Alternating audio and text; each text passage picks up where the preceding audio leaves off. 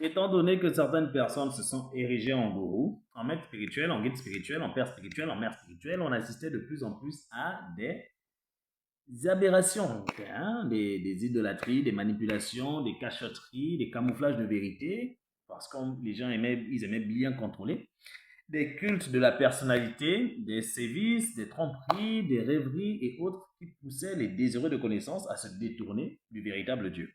Par exemple, certains adoraient le soleil, certains adoraient les esprits de la forêt, d'autres adoraient des animaux, d'autres adoraient les esprits célestes, d'autres les esprits de la mer, d'autres des arbres, d'autres la nature, d'autres des dauphins, etc.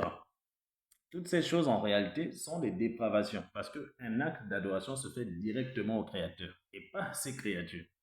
C'est là le véritable souci.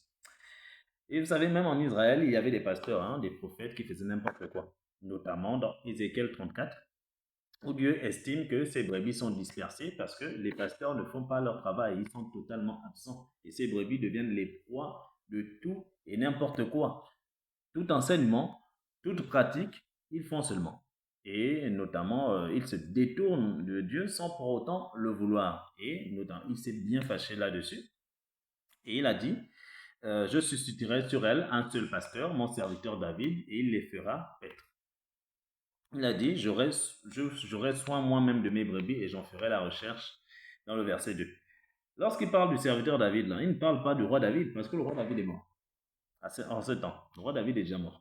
Donc il parle de qui? Il parle du descendant du roi David, notamment le Messie qu'on appelle le Seigneur Jésus-Christ, dont la nature n'est pas la même que nous. Nous ne sommes pas pareils que lui dans le sens où sa nature est totalement divine. Il fait partie justement de cette puissance créatrice qui disait au départ, faisons l'homme à notre image et à notre ressemblance. C'est pourquoi dans le livre de Jean, il est écrit, au commencement était la parole était avec Dieu et la parole était Dieu. Et cette parole s'est faite chair en le Seigneur Jésus-Christ. C'est à cause de ça. On n'a pas la même nature.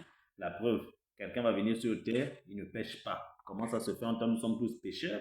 Et lui, il vient sur terre, il ne pêche pas. Regardez même sa naissance, c'est pas un spermatozoïde qui l'a amené. Il est né par la vertu de Dieu. Et Dieu n'a pas eu une relation contre nature avec Marie. Vous voyez, c'est plutôt par un miracle que le gars il est arrivé. C'est pourquoi on n'est pas pareil. On est vachement pas pareil.